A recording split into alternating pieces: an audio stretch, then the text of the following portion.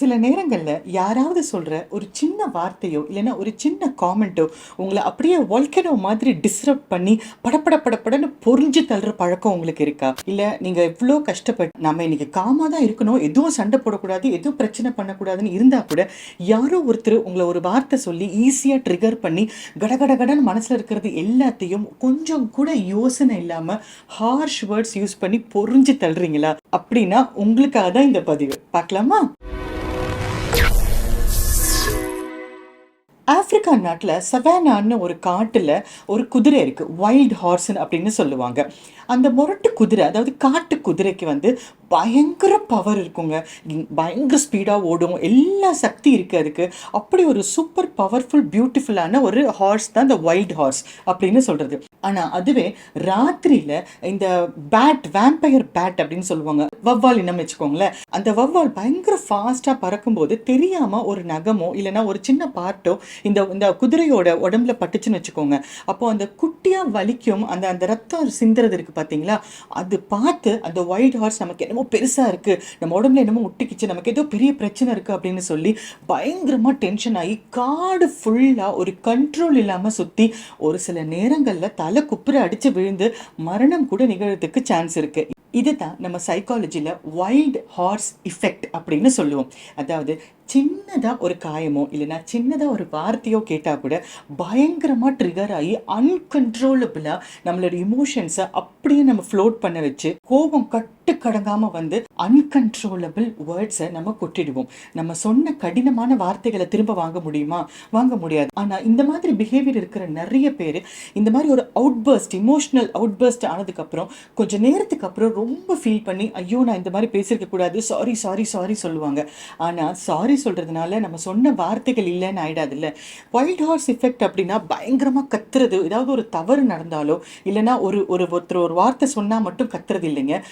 ஒரு உதாரணத்துக்கு நான் சொல்கிறேன், 10 மணிக்கு கிளம்பணும் அப்படின்னு உங்கள் வீட்டில் இருக்கிறவங்க எல்லாம் ரெடி ஆகிட்டாங்க. ஆனால் நீங்கள் நீங்களோ இல்லை யாரோ ஒருத்தர் 10:15 ரெடி ஆகிட்டாங்க.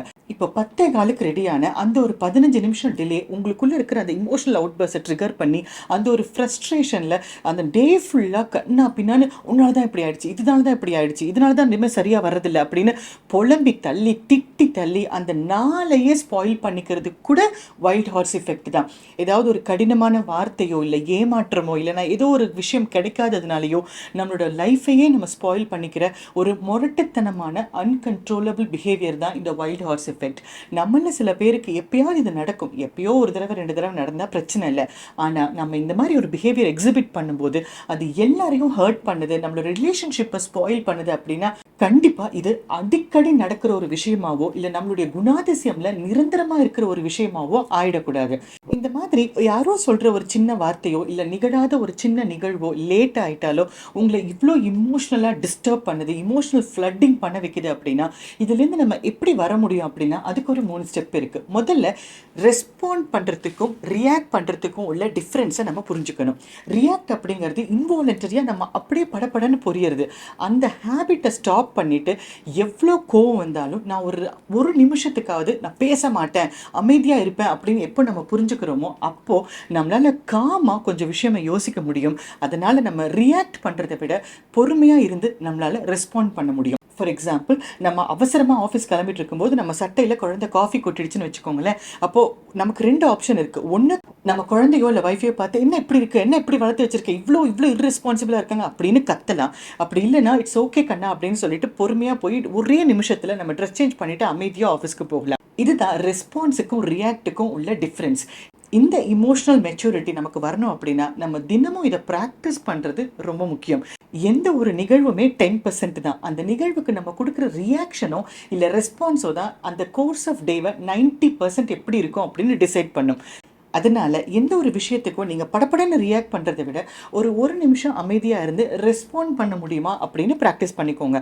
அதுக்காக ஞானி மாதிரி இருக்கணும்னு அவசியம் இல்லை.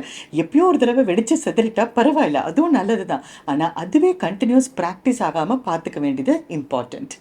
2வது, இல்ல என்னால வந்து இப்படி வந்து இந்த மாரி பொறுமையா யோசிக்க முடியாது. நான் டக்குன்னு பேசிடுறேன். என்னோட சுபாவமே அதுதான் அப்படின்னா, உங்களால அமைதியா அந்த இடத்துல இருக்க முடியல அப்படின்னா, அந்த இடத்த விட்டு நீங்க நகர்ந்து வேற ஒரு இடத்துக்கு போறது உங்களுக்கு ரொம்ப ஹெல்ப்ஃபுல்லா இருக்கும். பிசிக்கல் டிஸ்டன்சிங் பண்றது. அந்த ஒரு சம்பவத்திலேருந்து உங்கள டிஸ்கனெக்ட் பண்ணி பிசிக்கல் டிஸ்டன்சிங் பண்றது உங்களுக்கு ரொம்ப ஹெல்ப்ஃபுல்லா இருக்கும். 3வது, நாங்க காக்னிட்டிவ் ரீஅப்ரைசல்னு சொல்லுவோம். அதாவது ரீஃப்ரேமிங். இப்போ ஒரு சம்பவம் நடந்துருச்சு. இதெல்லாம் பிளான் பண்ணி கூட நீங்க அளவுக்கு அதிகமா கத்திட்டீங்க அப்படின்னா, கண்டிப்பா வந்து அந்த சம்பவத்த திரும்ப ஒரு தடவ யோசிச்சு பார்த்து, இத நம்ம எப்படி பெட்டரா பண்ணியிருக்கலாம்? அடுத்த தடவ நம்ம இதே சம்பவம்ல ஒருவேளை நம்ம இருந்தோம் அப்படின்னா, நம்ம எப்படி நம்மளோட பெட்டர் பிஹேவியர குடுக்க முடியும் அப்படின்னு, நம்மளோட தாட்ஸ, நம்மளோட சிந்தனைகள ரீஃப்ரேம் பண்றதும் ரொம்ப ஹெல்ப்ஃபுல்லான பிராக்டிஸா இருக்கும்.